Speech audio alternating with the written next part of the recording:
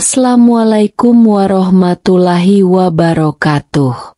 Selamat datang di channel Jalan Hidayah.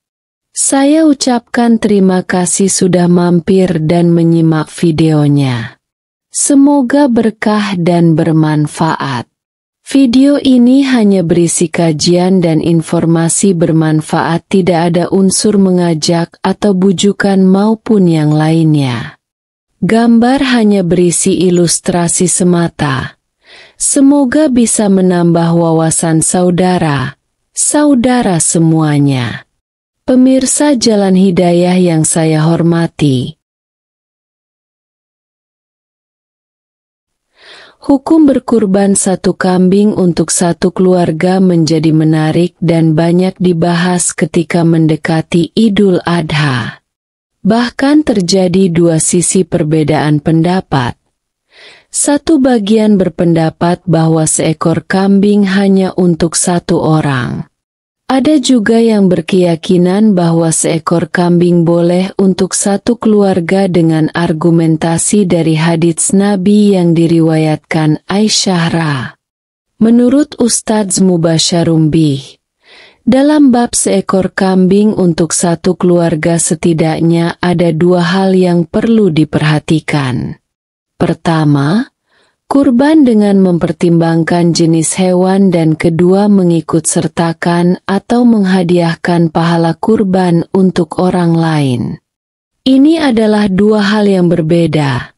Katanya dalam video kanal YouTube NU Online berjudul Hukum Urban Satu Kambing untuk Sekeluarga, yang dikutip NU Online, Ahad, 1 Juni 2025. Ia menjelaskan, ketentuan pertama, jatah melaksanakan kurban perlu mempertimbangkan pada jenis hewan kurban. Hal ini sudah dijelaskan oleh para ulama dalam kitab-kitab fikih. Satu ekor kambing kapasitasnya hanya untuk satu orang, tidak boleh lebih. Tidak dianggap sah apabila ada dua orang atau tiga orang patungan untuk beli satu kambing kurban. Kurban kambing yang bisa sah kapasitasnya hanya untuk satu orang.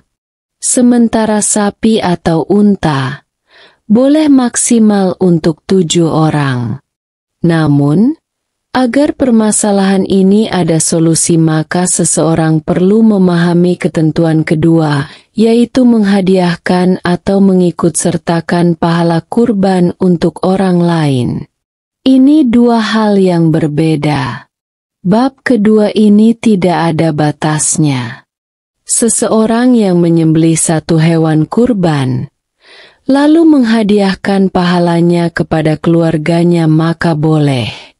Bahkan dibolehkan menghadiahkan pahalanya untuk yang bukan keluarga, seperti teman, guru, klien dan lain sebagainya.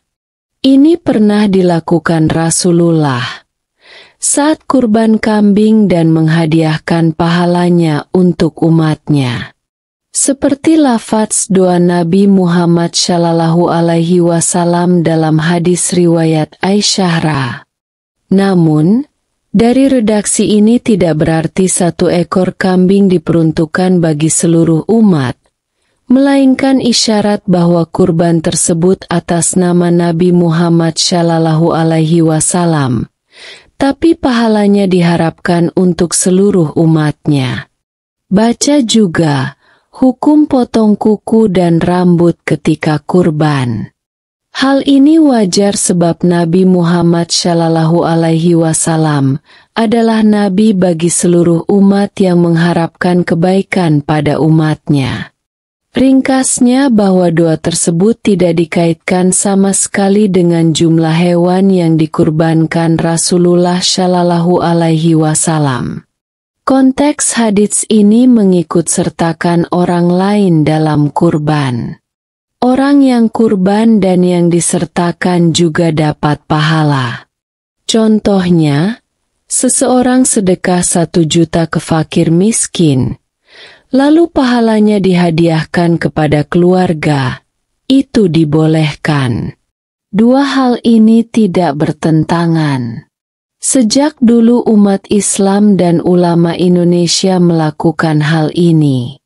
Korban kambing satu untuk satu orang, maka dia yang berhak untuk niat, atau mewakilkan, berhak mengatur sistem pembagian kurbannya.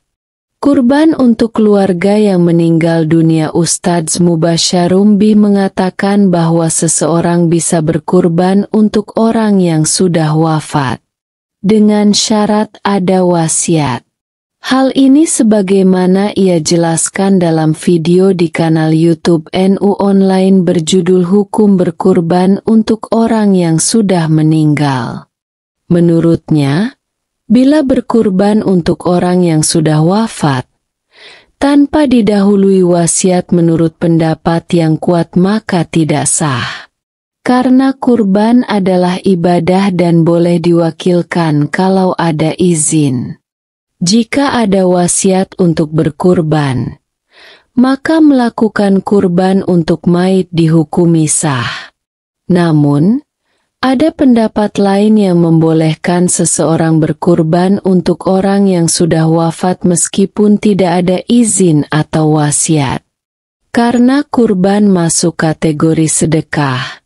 Sedekah tidak perlu izin.